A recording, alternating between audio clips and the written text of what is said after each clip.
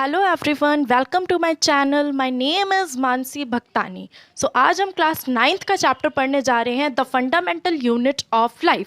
सबसे पहले हम इसके इंट्रोडक्टरी पोर्शन को पूरा कवर करेंगे कि हमें इस चैप्टर में क्या क्या पढ़ना है।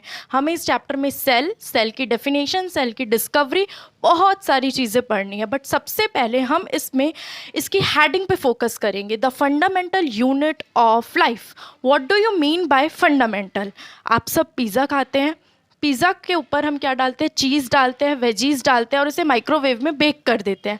अगर मैं आपको बोलूँ कि उस बेस को रिमूव कर दो, तो इज़ दैट पॉसिबल कि आप पिज़्ज़ा बना पाएँ? इट इज़ नॉट पॉसिबल कि आप पिज़्ज़ा बना पाए। तो वो जो बेस है वो एक सिग्निफिकेंस और एक इम्पॉर्टेंस को शो कर रहा है।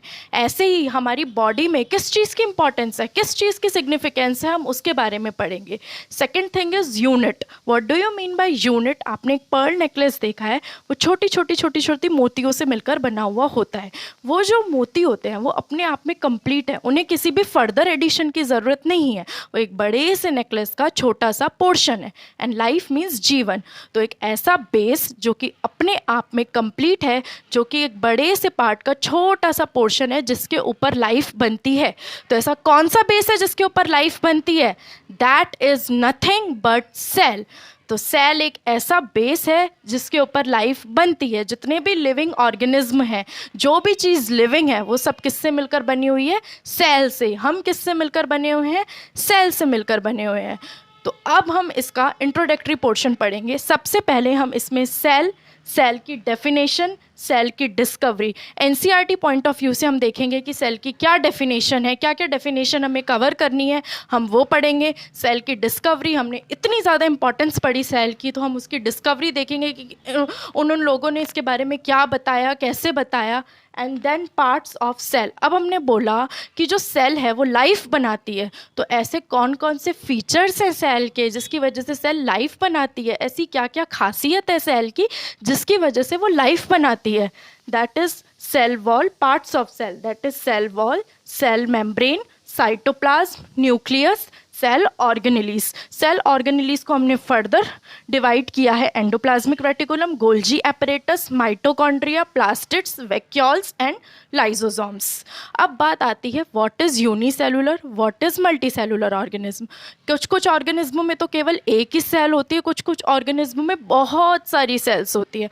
तो जिन ऑर्गेनिज्मों में केवल एक ही सेल होती है, वो सारे फंक्शन केवल एक ही सेल करती है, यानी कि रेस्पिरेशन, ट्रांसपोर्टेशन, ब्लड सर्कुलेशन, ये सारी चीज़ें एक ही सेल करती है। That is unicellular organism like amoeba. But जो मल्टी सेलुलर ऑर्गेनिज्म है, जैसे कि हम ह्यूमन बींग्स, हमारे में मिलियंस टू बिलियंस सेल होती है। वो हमारी बॉडी के सारे काम करती है, क्योंकि एक सेल नाराज़ हो जाती है कि मैं ही क्यों सारे काम करूँ, तो सेल्स जो हैं वो ग्रुप में सारे काम करती हैं। तो हम सेल के डिवीज़न के बारे में पढ़ेंगे कि सेल बहुत सारे ग्रुप्स बनाकर सेल डिवाइड करके काम करती है। जैसे कि मैंने आपको एक चॉकलेट बार दिया, मैंने उस चॉकलेट बार को 2 हिस्सों में डिवाइड किया, फिर मैंने उसको 2 हिस्सों में डिवाइड किया, तो मेरे पास कितने हिस्से हो गए? 4 हिस्से हो गए। ऐसे ही जो सेल है ना, वो डिवाइड करती है। तो सेल का हम डिवीज़न पढ़ेंगे, माइटोसिस एंड मियोसिस। पढ़ेंगे सेल की डेफिनेशन। जो वॉल है, वॉल किससे मिलकर बनी होती है? ईंटों से, ब्रिक से। वो रिप्रेजेंट करती है एनिमल को या प्लांट को। जो ह्यूमंस होते हैं वो भी एनिमल की कैटेगरी में आते हैं। और जो ब्रिक है वो रिप्रेजेंट करती है सेल को। जिस तरीके से बहुत सारी ब्रिक्स मिलकर वॉल बनाती है, कोई भी एक ब्रिक मिलकर तो वॉल नहीं बनाती ना, बहुत सारी ब्रिक्स मिलकर क्या बनाती है? वॉल बनाती है। उसी तरीके से बहुत सारी सेल्स मिलकर जो है वो एनिमल और प्लांट को बनाती है। इसलिए हमने बोला cells are the building block of life. Cell क्या है? बिल्डिंग ब्लॉक है लाइफ के, यानी कि एक सेल नहीं, बहुत सारी सेल्स मिलकर एनिमल या फिर प्लांट का या फिर ह्यूमंस का फॉर्मेशन करती है।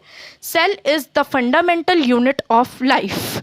मैंने आपको पहले ही बता दिया what is the fundamental unit of life. एक ऐसा बेस जो कि अपने आप में कंप्लीट है, जो कि एक बड़ी सी चीज़ का छोटा सा पोर्शन है जिस पर लाइफ बनती है।